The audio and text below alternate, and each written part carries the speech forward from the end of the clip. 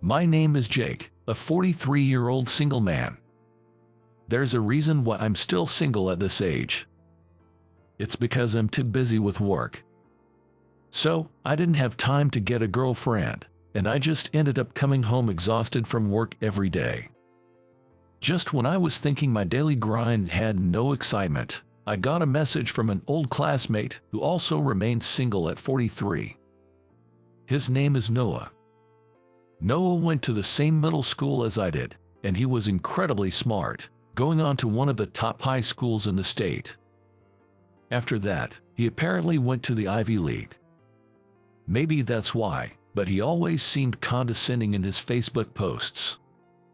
Hey, we're having a mixer with us single guys in our 40s and some cute girls, so come join us. Well, you'll just be there to make us look better, though. For a moment, I thought to myself, who is this guy? But I decided to join the mixer, thinking there might be hope. For someone like me who doesn't have a girlfriend, a mixer is a great opportunity. If I find a girlfriend there, maybe I could even get married. I knew I was getting into late marriage territory, but I still wanted to get married and build a warm family. So, I headed to the stylish bar on the appointed day. Even though it was a bar, it was a bit on the pricier side, with an atmosphere that women would like. Wow, this is the place for tonight, right? Definitely looks like something women would like. Stylish exterior, and might even be a hidden gem. Hope I meet someone I click with. When I entered, Noah was already waiting at the table. Noah looked me over and then burst out laughing. What's with that lame outfit? You'll totally turn off the girls with that. That's the problem with you guys who only have a high school diploma. Is it really that bad? I thought I dressed reasonably well. No way, it looks terrible from any angle. My clothes are all top-notch. See, cool, right? At our age, you've got to wear decent brands. And check out this watch too. It's a Bruegel I bought recently. Ah, I see. Looks good on you. Noah proudly showed off his brand name gear. Since he got into a top trading company after university, he must have a pretty high salary. Yet, he has neither a girlfriend nor a wife, which made me wonder. Well, I could pretty much guess why. He's really arrogant and always talks down to people, so it's no wonder women get turned off. I figured he must have been dumped a few times because of his attitude. Noah, you seem like you'd be popular, so why don't you have a girlfriend? I know it's a bit rude to ask. You don't get it. There's no woman out there who's good enough for me. I'm not interested in any cheap women. I only want to date women who are cute, beautiful, and smart. Is that so? But the girls coming today are definitely worth looking forward to. They all have college degrees and good jobs, so they seem promising. I don't just want a wife to relax because I earn well. I prefer a woman who works hard and earns well too. And of course, youth is important. Youth. I was a bit taken aback that he, a 43-year-old man, was still looking for youth in his partner. As for me, as long as the women coming to the mixer weren't significantly older or younger, I was open to meeting anyone. I mean, if I'm 43 and she's 70, we probably wouldn't have much in common and I'd be worried about our future. On the other hand, if she's too young, like 20, it might feel like I'm with a child. But then, there are plenty of marriages with big age differences, so it's really up to personal preference. Eventually, the women arrived at the bar one by one. They were all tall and stylish, with great figures. Their faces were pretty too. If they told me they were reader models, I'd believe them. Hey, welcome. Been waiting for ya. Sorry we're late. The train was delayed. No worries, no worries. I got stuck in traffic too, sorry. It's all good. I forgive pretty faces. What's with this guy? I thought, finding him a bit creepy. He was totally smitten with the women, practically drooling over them. He seemed like an old man with ulterior motives, and I thought I'd hate it if people thought I was like him. Noah was clearly trying to win over the women by offering them drinks and saying things like, "It's on me tonight. Eat and drink as much as you like. Should we go for the all-you-can-drink plan? I'm covering it today." Well, we really shouldn't. Yeah, let's just split the bill among all of us. No worries, I've got plenty of money, so let's go for the all-you-can-drink. Now that we've ordered, let's introduce ourselves. I'm Noah, a 43-year-old working at a trading company, the Big Johnson Corporation. Wow, that's impressive. Johnson's got a lot of commercials on TV. Right. I'm working hard there as a salesperson. Nice to meet you. I'm Tina, 28 years old. I work at a clinic in Westchester. I'm Mandy, 29 years old. I work at the same place as Tina. You're both so young. From an old guy's perspective, you're both fresh and youthful. Okay. I see. The two women seemed a bit put off by Noah's forwardness. They probably found it creepy and intimidating. Hey, loser, introduce yourself too. I'm Jake, a 43-year-old. Noah and I went to the same middle school. Yeah, this guy's been like a bad penny since middle school.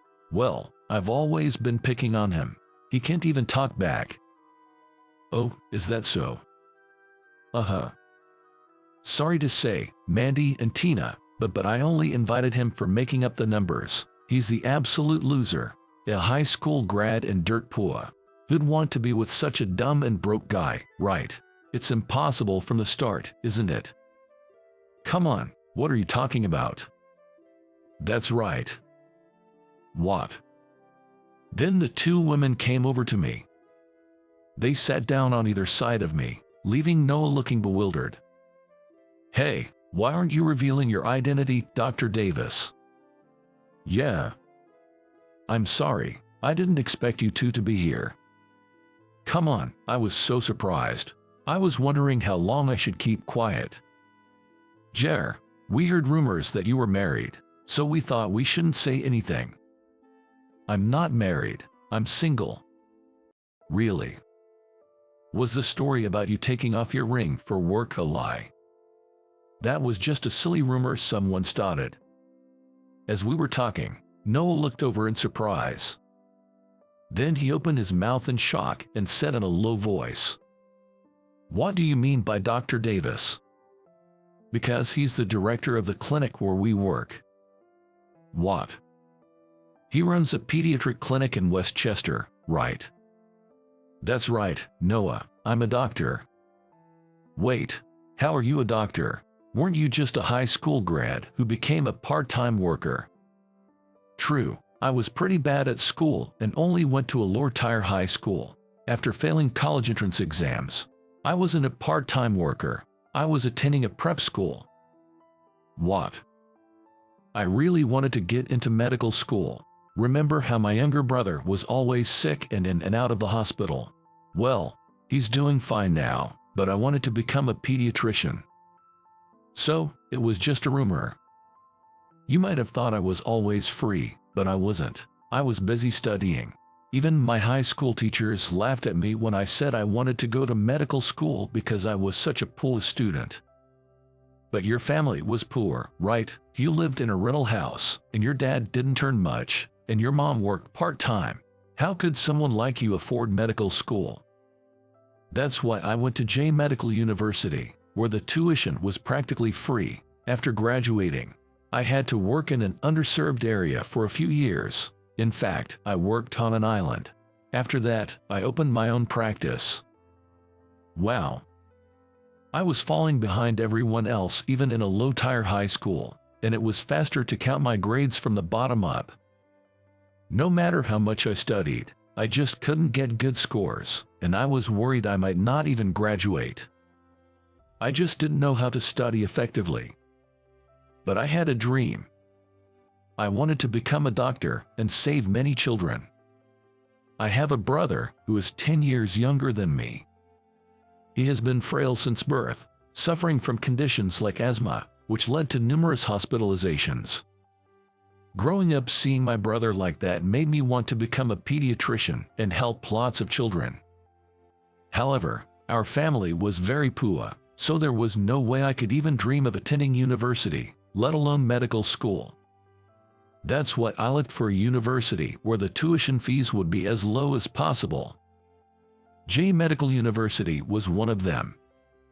In exchange for free tuition, I had to work in an underserved area after graduating and becoming a doctor. I had the option of either this university or B medical school. I got into both, but I chose J Medical University because it was my preferred choice. My tuition for the prep school was covered by a well-off uncle.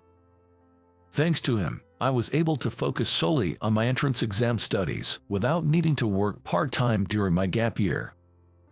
Knowing our family's financial struggles, my uncle offered to continue supporting me even after I got into J Medical University. But I felt too guilty to accept that and managed on my own afterward. Well, that's why I'm a doctor and the director of a clinic now, so I'm not poor anymore. Why are you a doctor? How much do you make a year? Well, our clinic does quite well, so maybe around $350,000. What? And what about you, Noah? Me, $60,000. I see. I thought he'd make more since he works at a trading company. But his salary was lower than I expected, so he probably doesn't hold a significant position. It's not really my concern, and I don't care much about it. I don't intend to compete with him or look down on him. I just didn't want him to belittle me anymore. It's one thing to mock me for being from a low-tier high school, but I don't want him to ridicule our poverty. My dad became unable to work in physical jobs due to a leg injury, and my mom, lacking education, could only take on simple part-time work. But I never resented my parents. They worked hard to ensure my brother and I could attend high school and always made our modest meals enjoyable. I managed to get into that university on my own, while my brother, much smarter than me, got into a prestigious private university on a scholarship. He passed the bar exam on his first try and became a lawyer. Now, his asthma has cleared up, and his allergies have mostly subsided. He's living a healthy life. Seeing my brother, who was once so frail, working hard motivates me to do my best too. Noah, what's wrong? You're looking a bit pale. Yeah, haven't you been drinking too much? You've been downing drinks. I'm fine. Really, but you're pale as a ghost. If you're feeling unwell, just let us know. We're nurses, after all. That's right. Maybe, I'd like you two to hold my hand. Just kidding. What? What did you say? And maybe a lap pillow or a back pad would be nice too. Ack, that's the worst. That's creepy. Really? Isn't that just harassment? It was terrible enough that you were mocking Dr. Davis. So, Noah, that's the kind of person you are. Exactly. Were you looking at us with that kind of perspective? That's creepy. We don't want to be here anymore. I'm really sorry you both had to go through this after coming here.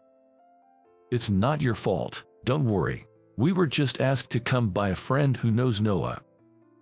Yes, it's not your fault. Mandy, Tina. Let's go, Dr. Davis. We'll be ruined if we keep hanging around such a terrible person. You're right. So, we left some money and departed. Noah had insisted on covering everything to show off, but we didn't want to leave a bad taste by letting him pay, so we paid for our own shares. After that, I forgot about Noah and kept myself busy with work. In winter, the number of children catching colds or the flu increases, and it's a tough time. There are kids struggling with asthma like my brother used to, and I'm glad he's doing well now. I work hoping that these kids will one day be as healthy as my brother. One evening, exhausted, I went to the supermarket and saw a tired-looking woman at the cash register. Her name is Amy. Amy's child has asthma and often visits my clinic. Amy, a single mother, leaves her child with her parents and works from morning till night. While I was examining her child, Amy always looks at, saying things like, "If only I had given birth to a stronger child," or "If I had more education, I could have landed a better paying job to support this child." But from my perspective, Amy seemed to be trying too hard. Dr. Davis. Amy, good evening. You shouldn't only eat ready-made meals. It's not good for your health, you know. Well, I'm single and there's no one to cook for me, and cooking for myself is quite tough. I usually just eat and then crash. It's quite embarrassing. It's really worrying. You really shouldn't work yourself to the point of collapsing. Amy efficiently scanned the ready-made meals I had chosen. After eating the meals and a salad at home, I couldn't stop thinking about Amy. I had developed an indescribable feeling for the mother of my patient, Richard. But it seemed Amy felt the same way. On a day off, I went out for a stroll and happened to run into Amy and Richard. They ran towards me, hand in hand, looking very close. "Are you out for a walk too, Dr. Davis?" "Yes, I've been feeling quite out of shape, so I was thinking of walking a bit further today." "Why don't you walk with us? Richard has been getting stronger recently and seems to enjoy walks. It's all thanks to you, doctor." No, I haven't done anything. It's all because of you and Richard being so diligent. Good job, Richard." Richard smiled at me brightly. I couldn't help but think how wonderful it would be if such a cute child were my own son. After that, Amy, Richard, and I would often meet for walks. It was as if we had agreed to be out at 10 a.m. on our days off. Then, Amy told me her feelings. I was so shocked that I froze. "I've always admired you, Dr. Davis. I've never felt this way before." Really?" I could only offer a weak response. I was happy to be admired, but I wondered if it was right for a doctor and his patient's mother to have such feelings. There was nothing improper about it, nor was it legally forbidden. But what would Richard think if he found out? Could a 5-year-old like Richard understand our feelings? Maybe not, but children are often more perceptive than we think. "I want to be of help to you, Dr. Davis. My ex-husband was very scary, and I couldn't talk back to him. But you're very kind, and I feel like I can be with you forever. So, would you consider a relationship with marriage in mind with me? I'm sorry for a woman of no particular education like me to ask this." "No way, Amy. The truth is, I've been thinking about you all this time too. I've struggled for a long time wondering if it's okay for me to have these feelings, but I'm tired of suppressing my emotions. I want to be with you, Amy." Dr. Davis. So, with pleasure. I never had a girlfriend before. I wasn't popular in high school, and during my gap year, I was too busy with entrance exam studies to even think about romance. Then, in college, I was overwhelmed by the sheer amount of studying, leaving no room for a relationship. Working in a rural area, there were hardly any young people around, making it impossible to find a partner. Since returning and starting my own clinic, I've been too busy to even consider dating, just getting through each day. But I realized those were just excuses. Even people who are busy with work manage to have fulfilling personal lives. I find my job rewarding and don't think it's uninteresting or unenjoyable. But I still want to enrich my private life. I owe it to my brother, who's always worried about me, to show him that I'm enjoying my personal life too. Above all, I decided I didn't want this kind of life. Becoming a doctor was great, but I wanted to enrich my private life and have more enjoyable days. I want to walk for life with Amy. Lately, I've come to think of Richard as my own child, and I want to make him happy. I want to give my elderly parents peace of mind. My emotions were a whirlwind, and I found myself crying. After that, Amy and I started dating seriously and got married. Amy became my wife, and Richard became my son. At our wedding, our parents and my brother were delighted. "Mom, everything is delicious today." "Really? I made it lighter for Dad's health, but I'm glad it's okay." "Yeah, I used to eat only heavily flavored dishes and eat out, so this is a refreshing change. Delicious, right, Richard?" Richard, who loves potatoes, had seconds of the meat and potatoes. He used to be frail, but he's gotten much stronger recently, so he doesn't need to visit the clinic as often. I wonder if I'm doing anything beneficial for the children. I achieved my dream of becoming a doctor, which seemed impossible before. And now I have such a warm family. It was a late marriage, but that didn't matter to me. But I'm not sure if I'll be healthy when Richard grows up. I'm busy, and I might suddenly pass away. But my wife takes care of me, and I'm also exercising to stay as healthy and live as long as possible.